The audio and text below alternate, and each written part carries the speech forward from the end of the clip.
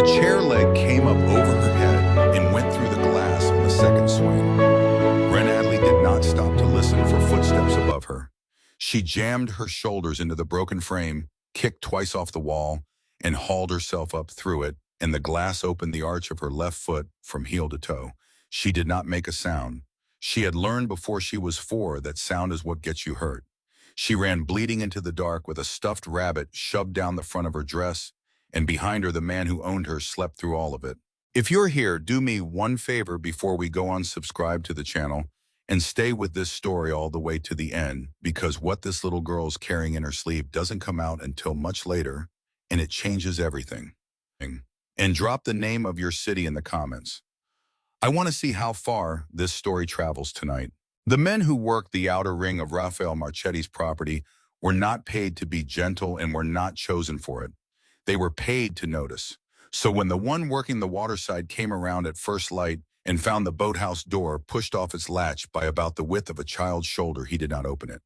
He stepped back, put his hand flat against the wood so nothing could move behind him, and called it in the way he had been trained to call in anything unexplained, which was without adjectives. Sarge Mazur came down the slope in under 4 minutes with 2 men behind him. He had been in this work for 22 years. He had opened doors with men behind them and men under them, and once a man who had been dead for a day and a half, and he had never once had his stomach drop the way it dropped when he pulled that boathouse door open and heard from somewhere between the stacked crates in the back the sound of a child trying very hard not to breathe. He knelt. He did not go in. He said in the flattest, most boring voice he owned that nobody in here was going to touch her, and then he said nothing else for a long time because he had a son, and he knew that the fastest way to lose a frightened thing is to reach for it. It took 11 minutes. At the end of 11 minutes, a small hand came around the edge of a crate, and then a face, and Serge Mazur, who had once broken a man's jaw in a parking structure over a shipping manifest, felt something in his chest tilt sideways and stay tilted. She was maybe 5. Dark curls down past her shoulders, matted at the back and tied above one ear, was a black satin ribbon in a bow, and the bow was neat. That was the thing that got him. The dress was filthy and torn at the hem, and 2 sizes too small for her red lace gone brown at the knees. Her left foot was black with dried blood from the arch to the ankle, and the bow in her hair was perfectly carefully tied because somebody had tied it and she had not let anybody untie it. Sarge sent one man up to the house. He sent the other one for the doctor. He stayed where he was on his knees on the boards, and he did not ask her a single question because he had already counted the marks on the insides of her arms, and he had a bad feeling that the answers were going to make him want to do something he could not undo. Raphael Marchetti came down from the house 6 minutes later. I had been up all night with 3 men from the Port Authority and a folder of tonnage figures that did not agree with each other, and he had not changed out of the suit. He was 38 years old, and in the city north of the river, his name did more work than his hands ever had to. He had built that on purpose. He had built it so that nothing could ever be done to him or to anyone near him by anyone he could not reach. He came into the boathouse and stopped at the edge of where the light fell, and he did not go closer because Serge had lifted 2 fingers off his knee, and the 2 of them had worked together long enough that 2 fingers was a whole sentence. The child looked at him. She had been looking at Serge for 11 minutes and had not said one word. She looked at Rafe for about 4 seconds, and Rafe watched her do the thing that children in her situation do, which is a kind of fast, hopeless arithmetic, size, hands, shoes, the way the shoulders sit, and he watched her come to whatever conclusion she came to. And then she asked him a question. Do you know anyone who wants a little girl? Raphael Marchetti had negotiated with men who were planning to kill him. He had sat across a table from a federal prosecutor for 9 hours. He had identified his own father's body. Nothing in 38 years had ever taken the floor out from under him, the way that one sentence did, delivered in a small, clear voice by a 5-year-old who was not crying, who was not begging, who was asking him a practical question because she had apparently decided he looked like a man who might know somebody. He did not answer. He could not. His throat had closed. And because he did not answer, she thought he was considering it, and she did what she had been taught to do when someone was considering it. I can be good, she said. I eat very little. I know how to clean. I won't bother anyone. She said it fast in order, without a single stumble, the way a child says something she has said many times to many adults in many hallways. It was not a plea. It was a price list. She was quoting him irate. Serge Mazur turned his face away and looked at the wall. Rafe crossed the boards and went down onto one knee and then further until he was under her eye line instead of over it. Because some instinct he did not know he had told him that his height was the whole problem. He did not reach for her. He put his hands on his own thighs where she could see both of them. Up close, he could see her wrists. The sleeves of the dress were short, and there was nothing hiding them. Thin, faint, horizontal heeled. Too many of them to be an accident. Too straight to be a fall. And in a few places, one crossing another, which meant time. Which meant this had a history. He was aware of his own pulse in his ears. "What's your name?" he asked. She thought about it. She actually weighed it the way a person weighs whether to hand over something that can be taken from them. "Ren," she said, and then after a moment, as though she had decided to trust him with the whole of it, "Ren Adley." Rafe stood up. When he spoke to Serge, his voice came out wrong, not loud, but wrong, scraped down to the bone, and Serge noticed and filed it and said nothing about it for 11 days. "Get Petrosian, not the clinic here. Wake Marisol, tell her to make up the room at the end, the quiet one. Nobody carries her, nobody picks her up. She walks in on her own or she doesn't go in at all. And the foot, the doctor sees the foot, not you, not me. Nobody touches her hands or her arms until Petrosian says so." Serge nodded slowly. In 11 years, he had received a great many orders from this man and had never once received one about how to touch someone. They got her up to the house. It took a long time because she would not be carried and she would not let anyone walk behind her, and she stopped twice and looked back at the boathouse as if she needed to know that the way out was still where she had left it. Marisol Vega met them at the side door with her hands folded in her apron and her face arranged into absolutely nothing. And she said good morning to the child, as if a 5-year-old bleeding through a red lace dress arrived at this house every day of the week, and the child said good morning back. That was the first thing Rafe learned about her. She had manners. Somebody had beaten her half to death, and she still said good morning. Dr. Hannah Petrosian arrived inside 40 minutes. She had looked after this family for 19 years, had stitched 2 of Rafe's men in a kitchen at 3 in the morning without asking a question, and had made it clear once in 2011 that there were exactly 4 things she would not do. She set her bag down, warmed the head of her stethoscope in her palms before it went anywhere near the child, and asked permission before every single thing she did. She got permission every time. That was the part that would sit in Rafe's chest for the rest of his life. The child said yes to everything. She said yes with the flat, immediate obedience of somebody who has learned that no is a word that costs more than it's worth. It took Petrosian 50 minutes, 9 stitches in the foot, and the child watched the needle go in and out and did not make a sound and did not pull away, and at one point she apologized for bleeding on the towel. When it was over, Petrosian crossed the room to where Rafe was standing with one hand in his pocket and the other one closed, and she gave it to him in the register she used when she did not intend to soften anything. She's 5. Her weight is about 2/3 of what it should be. There are healed marks on the back, the upper arms, both wrists. Some of them lie across older ones, which means this went on for a long time, and it was regular, and it was administered by somebody who knew her clothes cover. She stopped. "That's not what I want to tell you." "Tell me." She didn't cry, not once, not for the stitches.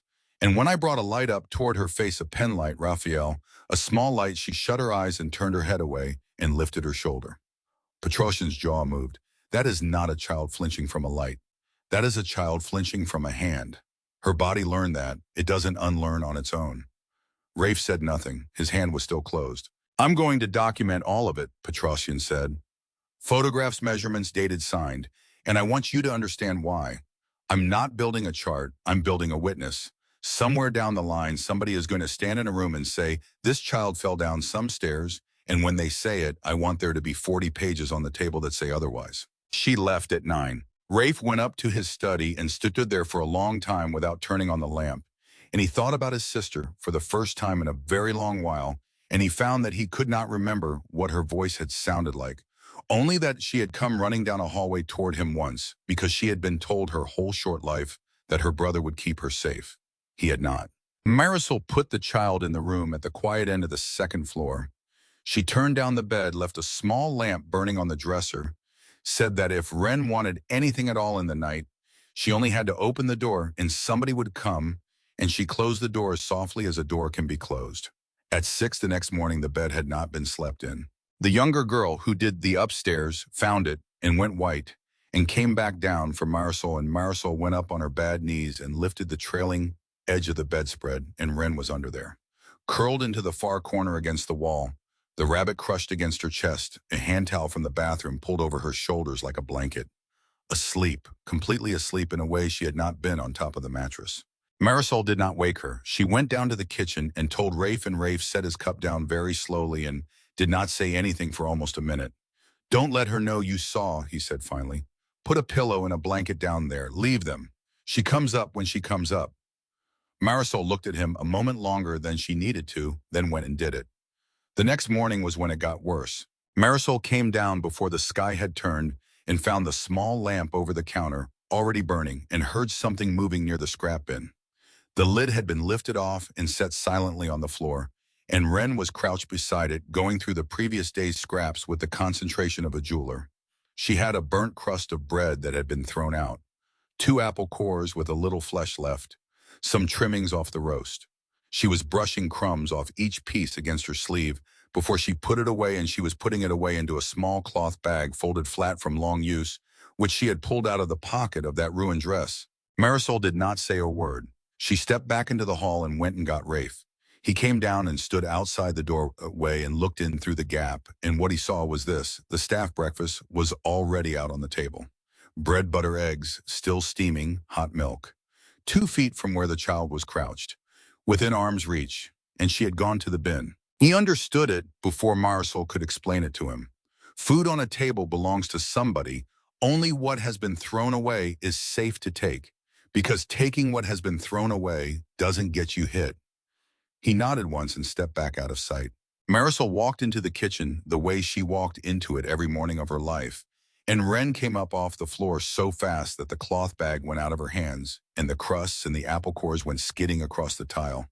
And the child was on her knees instantly, both hands shaking so badly she could not close them, scrabbling for the pieces, and the words came out of her in one low, breathless rush that Rafe could hear from the hallway.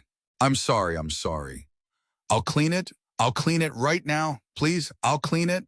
Marisol got down on the floor beside him, 60-some years old, on the tile, slow and careful, so that she was lower than the child instead of over her.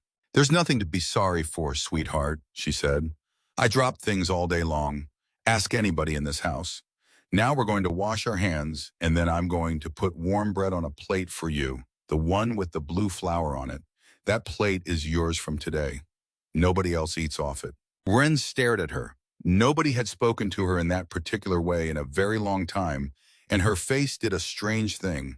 It did not soften. It went careful, the way a face goes when it is trying to work out what is being asked for in return. Marisol got the blue plate down. She put bread and eggs on it and set it on the corner of the staff table. And then she did the thing that broke it open, which was that she picked up a slice herself in front of the child and took a slow bite of it and chewed it and swallowed it and kept talking about nothing at all. Ren counted. Rafe watched her do it from the hall, watched her lips move slightly. She counted to 5. Then she took a piece of bread and she began to eat it in the smallest bites a human being can take. Rafe went back upstairs without a sound. In his study, he picked up the phone and called a joinery in Ravenswood that made furniture and told them he wanted a table. One table cut low size for a 5-year-old, and he wanted it inside 3 days, and he did not care what it cost. Then he sat down and put both hands flat on the desk and stayed there for a while, and the thing he was feeling was not pity. He had felt pity before. Pity is comfortable. This was not comfortable. This was closer to fury with nowhere to go, and underneath the fury was something older that he had put down 29 years ago and had not intended to pick back up. On the 4th day, Serge came into the kitchen with a chess set under his arm because Rafe had said to him that morning quietly that he had a son and to go sit with the child a while. Serge did not do it well at first. He was a big man and he knew it, and he overcorrected, and Ren went silent and small in the chair. And he had the sense to stop talking entirely and just set the pieces up and name them one at a time without looking at her. Bishop, rook, knight. He let her hold the knight and turn it over in her palm. He played a game so badly that she took his queen off him with one hesitant fingertip, and then he leaned back and said, "You won, well played," and did nothing else. He did not shout. He did not sweep the board off the table. He did not make her pay for it. Her mouth moved at the corner. Half a second. It was gone almost before it happened. It was the first one in that house. On the sixth day, Serge taught her to whistle. 2 notes high then low, the way he called his own boy in off the street, and he showed her 3 times, and she got it on the 4th try. And he told her in the same tone he used for everything that it was a good whistle, and that if she ever used it, he would hear it. He meant it as a kindness. He had no idea what he had just done. Neither did she. That was the 6th day. On the 9th, Marisol got the tangles out of her hair for the first time. It took most of an hour, done in sections, and the child sat absolutely still for all of it. And when Marisol went to take the black ribbon out so she could work underneath it, Ren's hand came up and closed over it, and she said no, and then immediately looked terrified at having said it. Marisol did not make her explain. She braided around it. Later, Marisol told Rafe about it in the hall, and Rafe asked whether the child had said why, and Marisol said no, and that she had not asked, and that in her opinion, nobody in this house should ask until the child offered it, because things a child guards like that are usually the last thing they have left of somebody. Rafe took that upstairs with him and did not sleep well. The 11th night was the one that mattered. He had been in the study since 10 with a problem that was not going to solve itself, a name he had trusted for 6 years showing up in rooms. It had no business being in, and he had read the same page 4 times without seeing it. Sometime after 3 in the morning, he went down for water and found the kitchen light on and the door open about a hand's width. Ren was standing in the middle of the floor with a mop. The mop was taller than she was. She had both hands wrapped around the handle, and she was dragging the head of it back and forth across the same square of tile, over and over, the same square, and the nightgown Marisol had put her in was stuck to her back with sweat, and she was working on 9 stitches in her foot at 3 in the morning, like it was a debt with a deadline.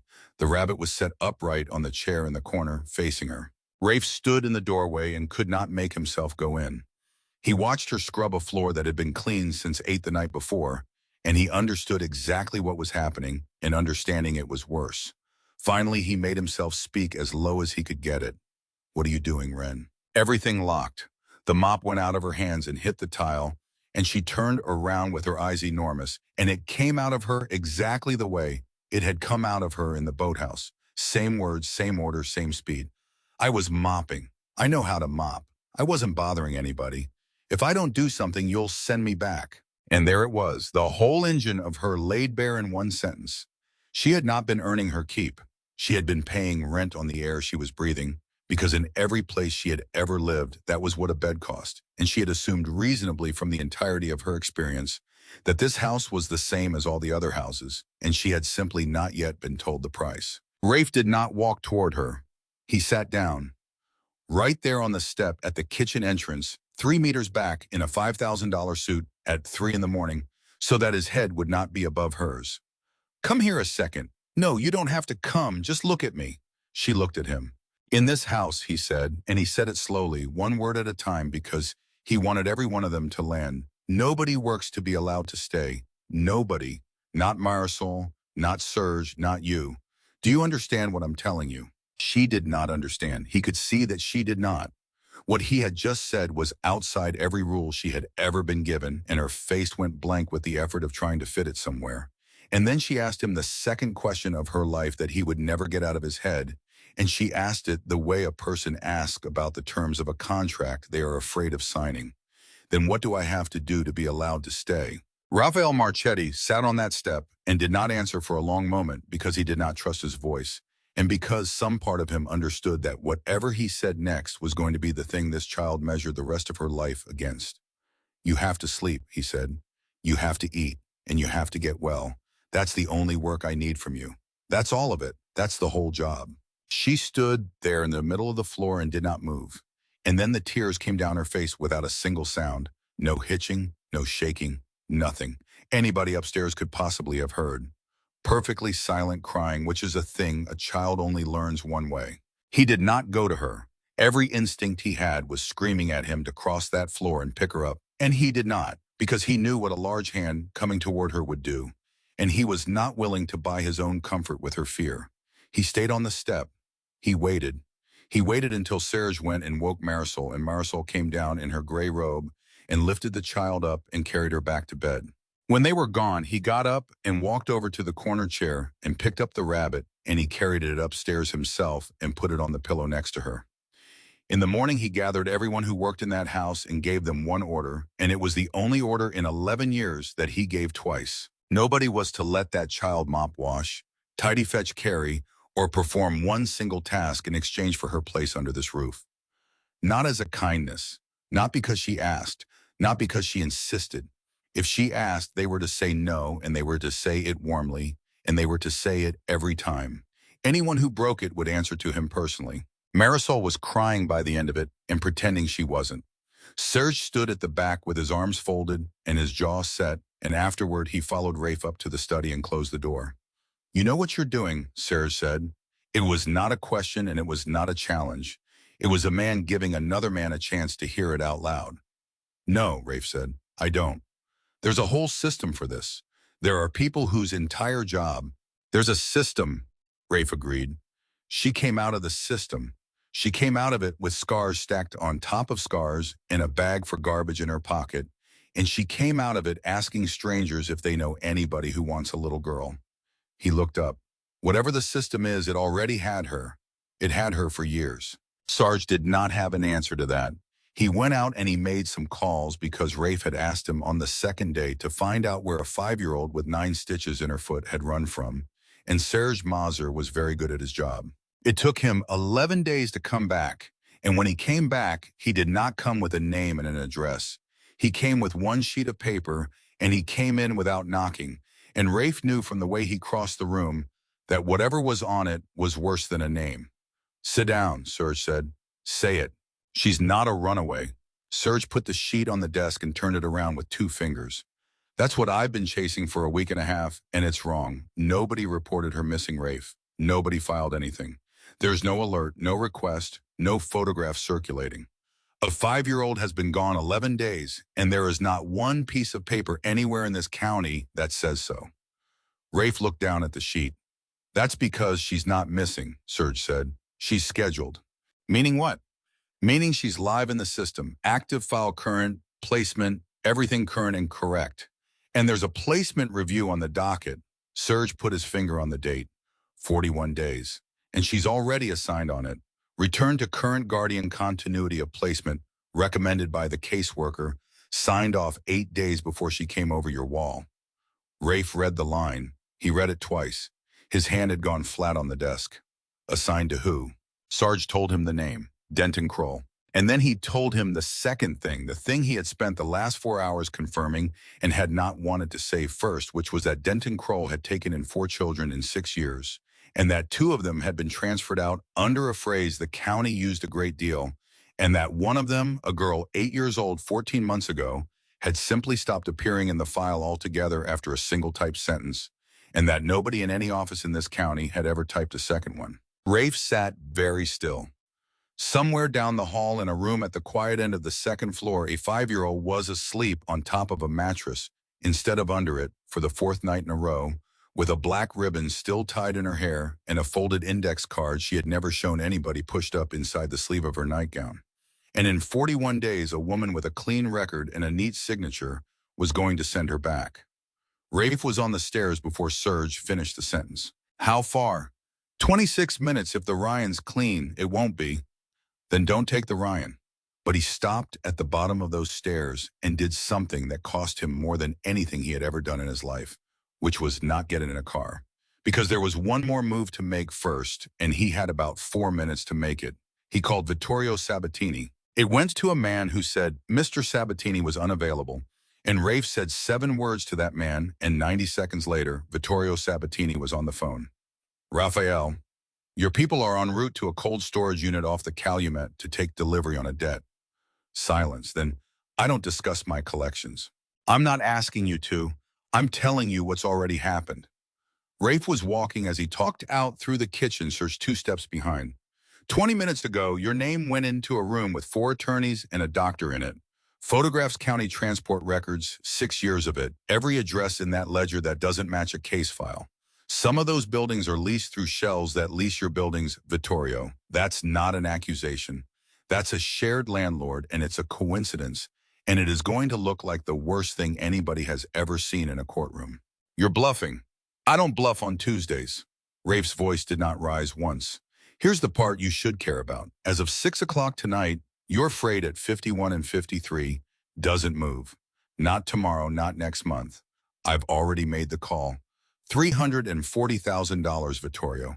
That's what Kroll owes you. You'll lose that by Friday in demurrage alone. For a child. For a child. Another silence longer. Take your people out, Rafe said. Right now. Not because I'm asking. Because in 11 hours, every one of those transport records goes to a federal building with your name 3 inches away from it. And I want you to think hard about whether you'd rather be the man who walked out of that building tonight or the man who was standing in it. Sabatini hung up without answering, which Rafe had expected, and which was fine because Sabatini was not a man who agreed to things out loud. I was in the car 11 seconds later. The 3 SUVs that pulled up outside that cold storage building arrived 4 minutes ahead of anybody else. And the man who got out first was older, silver through the hair, a long seam of scar down one side of his jaw, and he had been collecting for the Sabatini family for 29 years and had never once been told to stop with his hand already on the door. Kroll came at him fast, and there was something wrong with his smile, too. Grateful. Too wide. Man's face doing a thing it hadn't done in months. You're here. Okay. She's right there. That's her. That's the girl. The scarred man looked at Ren for exactly 3 seconds. Then he took out a phone and dialed and said 2 sentences into it. Confirmed. It's the girl. He listened for 6 seconds. His face did not move. Understood. He put the phone away and turned to Kroll without giving the child a second look. We're not taking her. Handle it yourself. Kroll went white from the collar up. What? No. We had the debt. You said the debt was... The debt was to be forgiven on the condition of no complications. The older man said it the way a man reads a delivery slip. Half of Chicago has been on the street since 2 o'clock this afternoon looking for that child. Every family in the city got a phone call. My employer is not trading his organization for your life. He was already turning. The debt stands in full. How you settle it is now your problem. You can't, don't follow us out. They walked. 3 men, no hurry. And 30 seconds later, all 3 vehicles were gone and Denton Kroll was standing in an empty building with a tied-up 5-year-old in a debt he could not pay and nothing at all between him and what was coming. And what was coming he could already hear. Engines, plural, heavy, not from one direction. Ren heard them too. She had been whistling for 19 minutes high, note, low note, over and over, patient as a metronome. And she stopped, and she listened, and she said out loud to nobody, in a voice that was not shaking at all. That's him. Kroll spun around. Later in the report, in the transcript, in the room where 4 attorneys took her statement with Petrosian sitting beside her, that was the moment everyone kept coming back to. Because a 5-year-old with rope on her wrist said, that's him, before there was one single reason on earth to believe it, and she said it like she was reading it off a wall. Kroll went into pure animal panic. He pulled a folding knife off his belt, crossed the floor in 3 strides, hauled Ren up off the broken chair by the rope, dragged her back against his chest, and put the flat of the blade against the side of her throat, and backed into the middle of the empty space with his face toward the loading door. The loading door came up. Raphael Marchetti walked through it alone, no weapon in his hands, suit jacket buttoned. Behind him, out in the dark past the door, Kiyue, Serge Mazur, and 12 men stood in a wide arc with everything already leveled, and not one of them followed him in because he had given the order in the car and given it once. Kroll's voice cracked in the middle. One more step, and I open her throat, I swear to God. Rafe stopped at 5 meters. He did not look at the knife. He looked at Kroll's face, and whatever was in his own must have been considerable because Denton Kroll took half a step backward, without meaning to, and pulled the child with him. You put your hands on the wrong kid, Rafe said. Back off. Rafe did not step forward.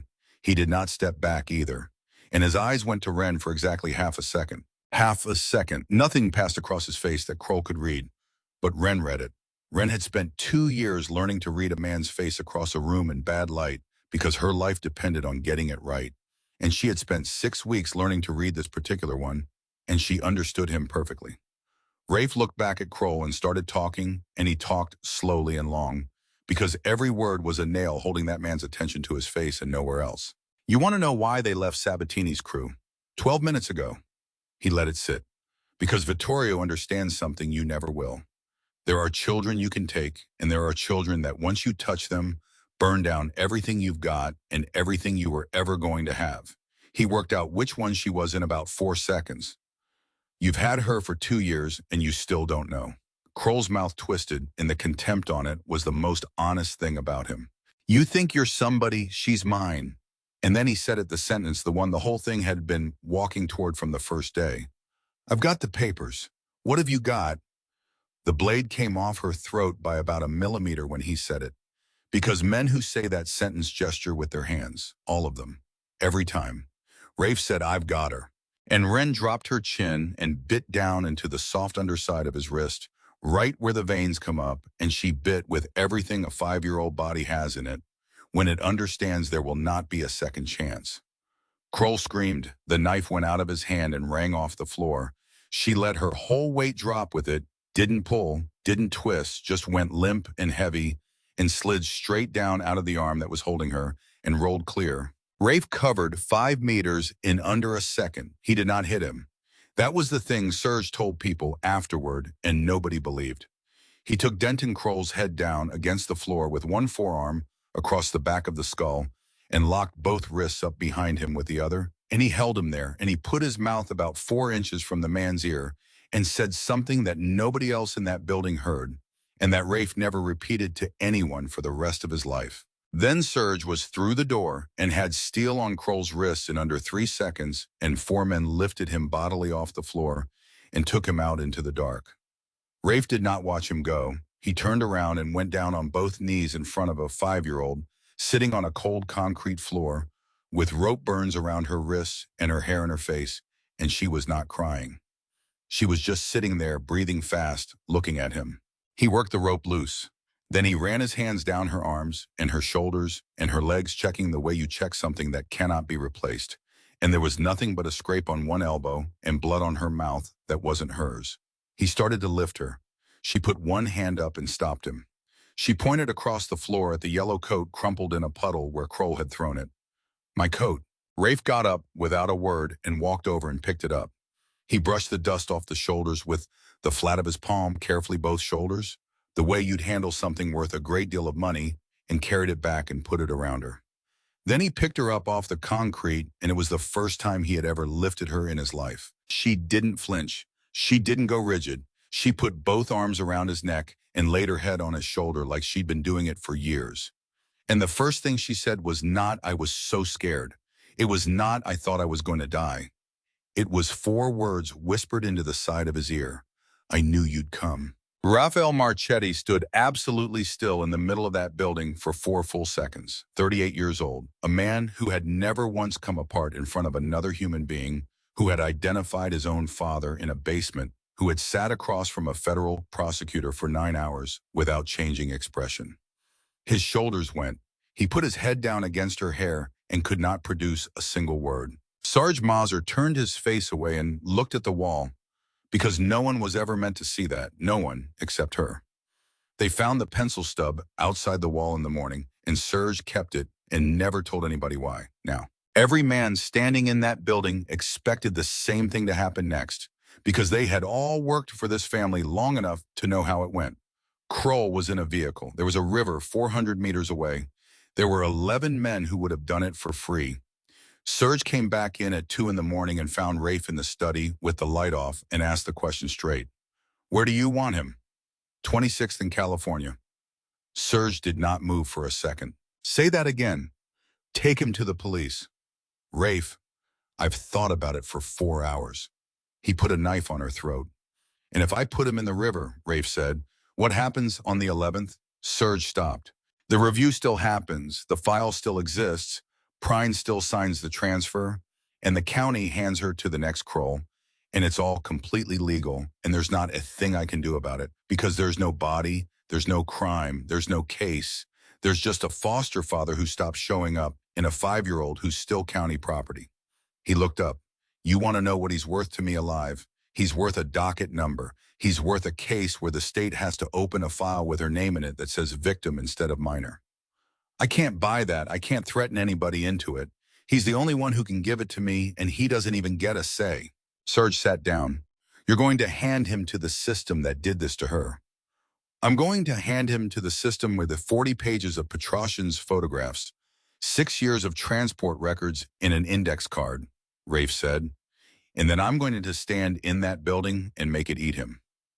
It took 9 days, and it did not go the way anybody wanted. The state's attorney's office got the package on a Thursday and did not believe it, and then a woman named Delia Arriaga in the felony review unit spent a weekend with the transport ledger and came in on Monday morning and asked out loud in a meeting why a county vehicle had picked up an 8-year-old from a foster placement 11 days before that same foster parent reported her missing. Nobody in the room had an answer. That was how it started. Denton Kroll was charged on 11 counts. He talked within 30 hours because men like Kroll always talk, and what he gave them was not a conspiracy because there wasn't one. What he gave them was a description of how easy it had been. He said he had never once been questioned about a transfer. He said the inspections were scheduled, and he was always told a week ahead. He said that when Nell Draycott went, all he had to do was call the county line and a woman took the information, and he never heard from anybody again, ever, not once in 14 months. He said, and this was the line that got read out loud in the sentencing. Nobody was watching. That's the whole thing. You keep asking me how I did it. I didn't do anything. I just didn't get looked at. Corinne Balfour, who had taken $400 for an address disclosure and had a daughter starting at DePaul, was indicted, pled, and lost her career and her pension, and she was 41 years old and had never been arrested for anything, and she wept in the hallway outside courtroom 302 while her ex-husband held her elbow. Kroll took 19 years.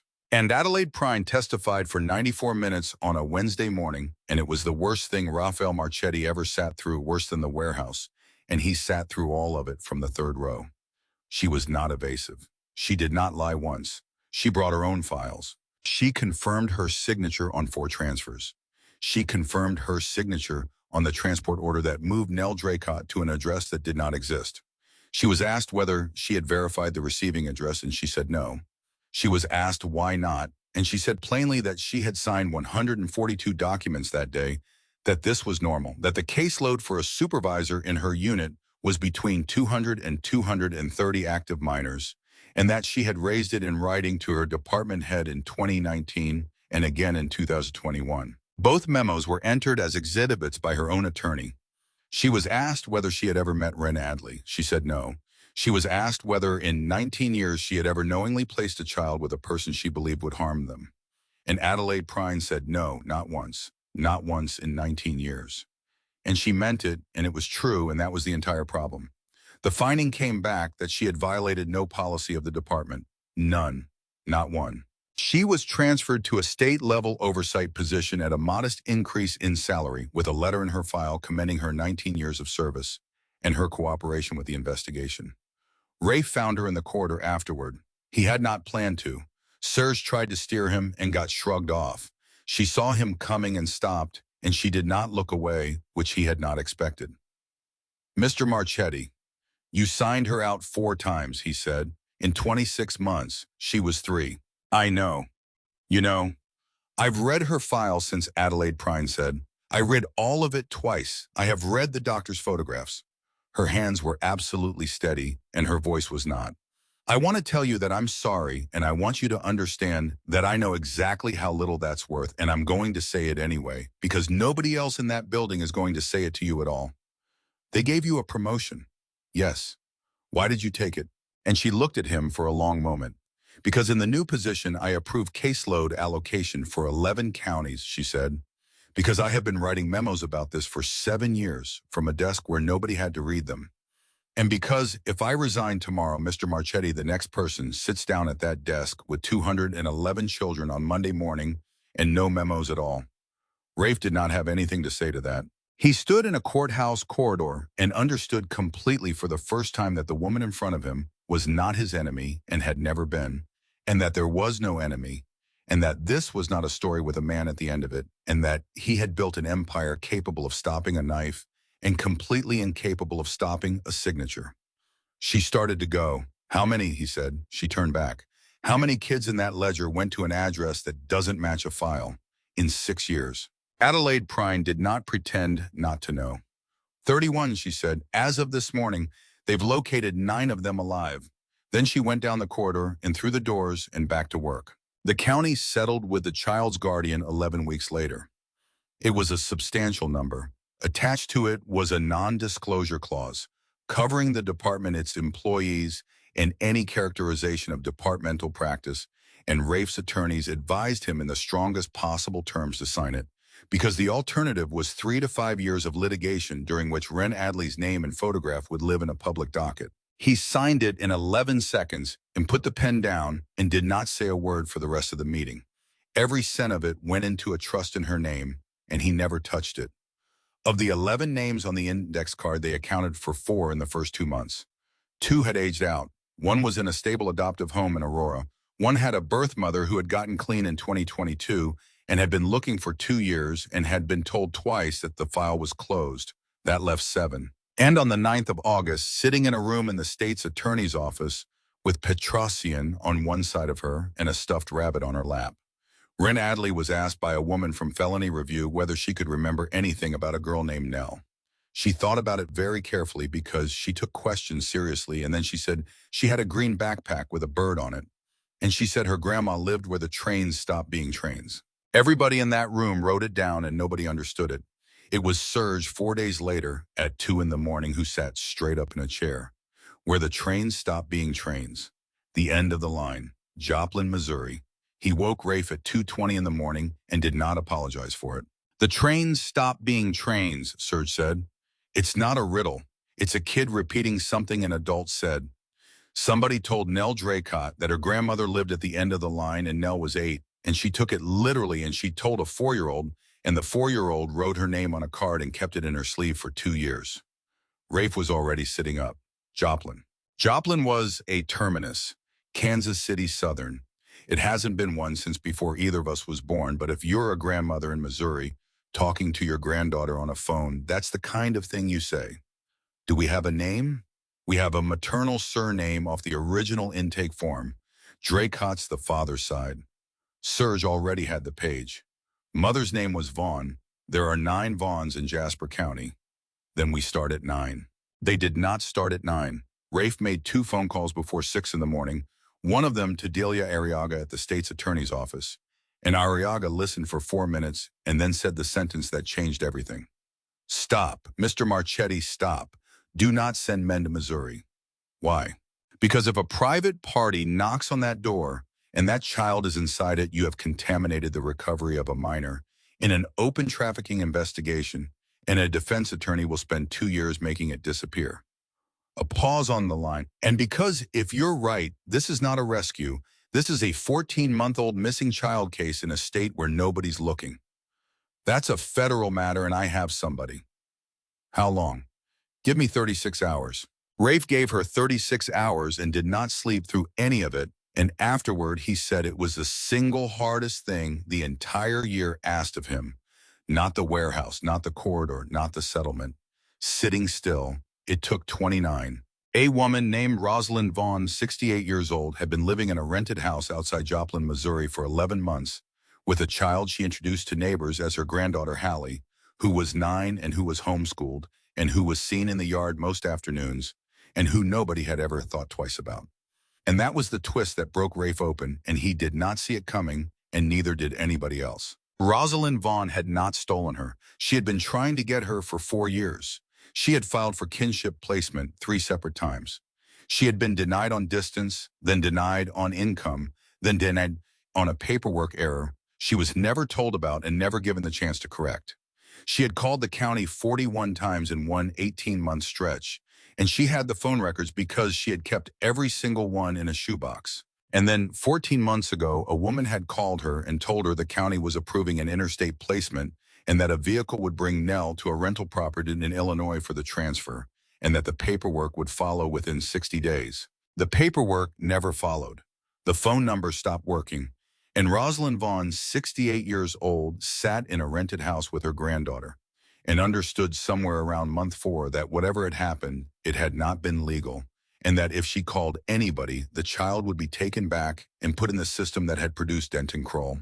So she changed her granddaughter's first name and did not enroll her in school and waited for a knock on the door for 411 days. She had a bag packed, Arriaga told Rafe on the phone, and her voice was not steady. The agent said there was a duffel by the door. She'd had it packed the whole time. She opened the door and looked at the badges and said, "Is this the day?" Rafe had to put the phone down on the desk for a second. The woman who had made that call 14 months earlier was never identified because she had never given a name and because the number came back to a prepaid phone bought with cash in Hammond, Indiana. There was no ring. There was no organization. There was one person somewhere in a building with 2,000 employees who had worked out that a child with an open kinship applicant and a delinquent guardian was a thing that could be moved for money, and who had done it as far as anyone could establish 4 times in 6 years. They never caught her. Rafe never stopped looking for her. He was still looking 11 years later. Nell Draycott was 9 years old, physically healthy, 4 grades behind, and profoundly, ferociously attached to her grandmother. The federal recovery triggered an emergency review, and the emergency review looked at 4 years of denied kinship applications in a shoebox of phone records. And 11 weeks later, Rosalind Vaughn was granted permanent guardianship of the child she had been trying to get since Nell was 5. It took a missing child case, a federal investigation, and a criminal trial to produce the outcome that a correctly processed form would have produced in 2021. Rafe never met her. He asked Arriaga to keep his name completely out of it, and Arriaga did. And the only thing he ever sent was an anonymous educational trust that Rosalind Vaughn assumed came from a church group and thanked publicly at a fish fry. Serge asked him about it once. "You did that. You should get to stand in the room." "If I stand in the room," Rafe said, "then the story is about a mafia boss. Then a defense lawyer's got something to point at, and every kid in that ledger has a worse day because I wanted to feel good for 4 minutes." He shrugged. 9 names left. Feeling good is expensive. 9 names left, and they worked them for 2 years, and the truth is that they did not get all of them. They found 3 more in the first 6 months. A boy named Dove, 16, aged out and working at a tire shop in Waukegan, who told a private investigator to get off his property, and then called back 3 weeks later at 11 at night and talked for 2 hours. A girl named Priya, who had been adopted in Tucson into a house in Naperville with 2 dogs and a piano, and who was by every account completely fine, and whose adoptive parents wrote Rafe a letter he kept in a drawer. A boy named Emmanuel, whose file had said runaway, and who was found in a juvenile facility in Kankakee under a different last name because of a transcription error nobody had ever caught, and who had been in there for 14 months for an offense committed by a different child. 4 they never found. Rafe had the 4 names printed and framed and hung in his own study where he would see them every single day for the rest of his life. And Serge told him once that it was a strange thing to do to yourself, and Rafe said that was the point. And through all of it, in the house on the north side, a 5-year-old was becoming 6. She started school in September, a small private one, 12 minutes from the estate, and the first week was a disaster. She did not speak for 4 days. She would not eat the lunch Marisol packed her because eating in front of other children was a thing she had never been allowed to do without consequence, and she brought it home untouched. And Marisol did not say one word about it, just packed it again. On the 5th day, a boy named Theo took her pencil. Warren Adley, who had not raised her voice to a human being in her entire life, took it back out of his hand and said, "That's mine," out loud in front of 19 children and a teacher, and then sat down and shook for 10 minutes. The teacher called the house because she was concerned about the shaking. Marisol got off the phone and went and found Rafe in the study and could not get the story out for laughing, and then could not get it out for crying, and Rafe made her sit down and say it twice. She said, "That's mine," Marisol said. "Raphael, she's had that pencil for 11 days and she thinks it's hers." He did not respond for a moment. Then he said, "Order 200 pencils." "She doesn't need 200 pencils." "Order them anyway." The nightmares did not stop. That's a thing the movies lie about, and Petrosian had warned him. They got further apart, and then they got closer together for a month for no reason anyone could identify, and then further apart again. She would come awake with a sound in her throat, and she would not scream, because screaming had been trained out of her by a professional, and Rafe's room was still the one directly next to hers, and he could be through her door in under 30 seconds, and he was every time for 2 years. He never got in the bed. He never picked her up out of it. He sat down on the floor with his back against the frame and stayed there until she went under again. And some nights that was 10 minutes, and some nights it was until it got light. And there were mornings when Serge came up at 6 for a briefing and found the head of the North Side asleep, sitting on a child's bedroom floor in yesterday's shirt. Serge never once mentioned it to anybody. In November, she finished the blue plate every single day for a month, and Marisol marked it on the kitchen calendar with a small check and did not tell her she was doing it. In December, she asked Rafe out of nowhere at the low table whether the cookies had ever gotten made. He had to think about what she meant. Then he remembered a paper sack of flour held against a yellow coat, and he set his coffee down and he said, "No, they didn't. Can we, right now, it's Saturday." They made them that afternoon badly, and Marisol had to be physically removed from the kitchen twice because she kept trying to fix things, and the first tray came out black on the bottom, and Ren went absolutely rigid when the smoke alarm went off, went straight back to zero. Hands up, whole body braced, and Rafe stood 4 feet away with his hands open and said, "It's the alarm. It's just the alarm. We ruined them. That's all that happened. We ruined a tray of cookies." She came back in about 90 seconds. That was faster than October. He counted these things. Then she looked at the ruined tray and said, "We're bad at this," and laughed. It was the first time anybody in that house had ever heard her laugh. Serge Mazur, who was standing in the doorway on his way to report on a freight problem at 53, turned around and walked back out of the building and stood in the driveway for a while. The adoption took 11 months. It should have taken 5, and the reason it took 11 was the thing that Rafe's attorneys had been warning him about since the first week, which was that Rafael Marchetti was Rafael Marchetti, and the state of Illinois was not in the business of handing children to men whose federal file was 4 inches thick. There was no conviction. There had never been a conviction. There had been 2 grand juries that produced nothing and a 19-month wiretap that produced less, and his attorneys made all of that clear in writing, and it did not matter because a home study is not a trial, and the standard is not reasonable doubt. The first evaluator recommended denial. Rafe read the report in his study alone, and it went through him in a way that nothing in the warehouse had, because the report was not wrong. It said the petitioner's occupation could not be verified through conventional means. It said the residents maintained armed security personnel in a quantity inconsistent with typical family environments. It said the petitioner had declined to answer 11 questions on advice of counsel. It said that the minor's exposure to potential retaliatory violence could not be adequately assessed. Every line of it was true, every single line.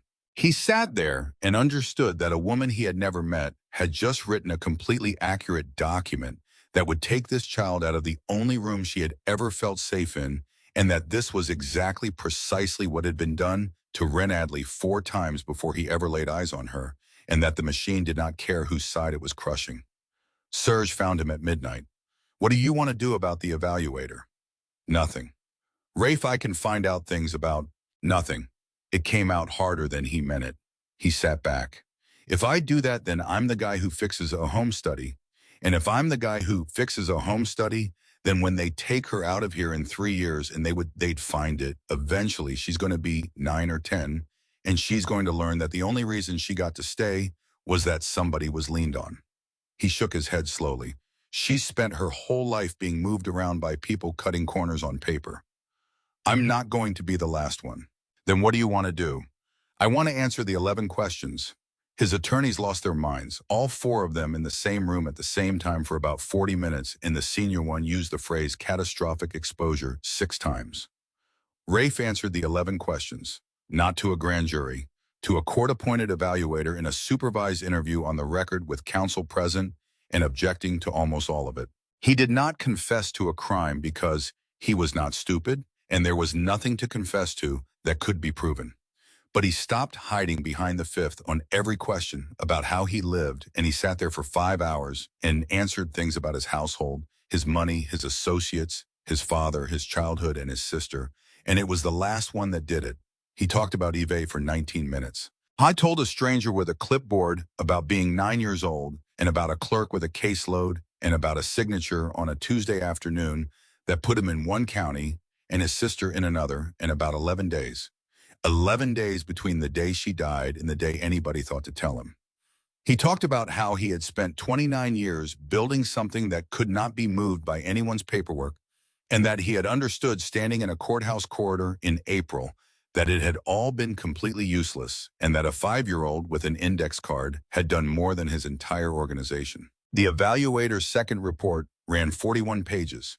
It still noted every concern from the first one. It did not withdraw a single line, but it added an 11-page section on attachment, and it included a supervised observation in which a 6-year-old with a black ribbon in her hair had been asked by a professional trained to ask it neutrally where she felt safest in the world, and had answered without hesitating, and had then asked the evaluator whether she wanted to see her room.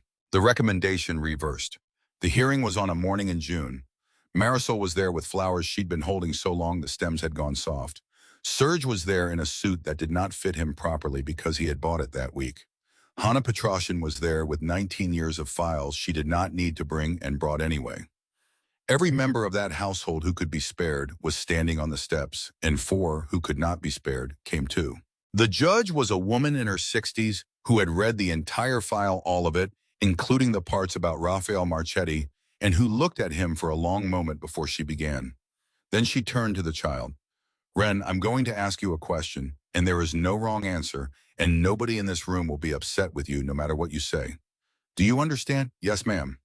Do you want Mr. Raphael Marchetti to be your father under the law? And Ren Adley, 6 years old, who had once asked a stranger in a boathouse whether he knew anybody who wanted a little girl, said, yes, I want to stay with Uncle Rafe forever. The last signature went down. The clerk stamped it twice. It was done. They came out onto the front steps into the light, and she was holding his hand, and 3 steps down she stopped. He stopped with her. She looked up at him and hesitated. And she hesitated for a long time, as long as she had hesitated at the wardrobe door with 2 wet eyes and a gap, weighing whether it was safe to ask a grown man for something. Then she asked it in the smallest voice she had. Uncle Rafe, can I call you Dad now? Raphael Marchetti went completely still on those steps. The man who ran the north side of Chicago in a black suit in front of a courthouse in daylight with his own lawyers, 11 feet away, went down onto one knee in front of a 6-year-old in a red dress with a black ribbon in her hair. He pulled her against his chest and put his mouth near her ear and said something low and cracked that only she ever heard. She said it out loud then for the first time in her life. Dad. Marisol turned her face away and pressed the flowers into her chest. Serge Mazur pushed his sunglasses up and wiped his eyes with the back of his wrist and dared anyone standing near him to say a word about it. Nobody did. He got up. He took her hand. They went down the rest of the steps together. That night, back at the house, after Petrosian had gone home and Marisol had gone to bed and the light in the room at the end of the hall had finally gone out, Rafe went into his study alone and opened the top drawer of his desk. Inside it were 3 things. A cheap plastic coat button he had picked up off the floor of a boathouse on a morning in March, which had come off her dress when she flinched, and which he had never told anybody he'd kept. A pencil stub Serge had found in the dirt outside a cold storage wall, and an index card folded twice soft as cloth with 11 names on it in enormous crooked letters. He put the adoption file in on top of them. The whole stack of it, every correctly executed form, every properly filed transfer, every lawful signature, 19 months of paper that had moved a 3-year-old 4 times and then taken 11 months to move her once in the right direction. He looked at it for a while. Then he closed the drawer. She grew up in that house. She kept the ribbon. She was 23 years old and 3 months into her 2nd year of law school when she stood up in a hearing room in Springfield and testified for 40 minutes in favor of a caseload cap bill, and the woman who had asked her to come and testify, who had been writing memos about that exact number since 2010, from a desk in a building where nobody read them, sat 2 rows back and did not say a word to her afterward, because there was nothing that either of them could have said that would have made it any better or any less true. The bill passed. It took 9 years. Every single thing that was ever done to Ren Adley was done legally by people who broke no rules, filed every form on time, and went home to their own children And the only thing on this earth that ever stopped it was one man deciding that a promise spoken out loud to a frightened child outranks every piece of paper ever signed by someone who did nothing wrong.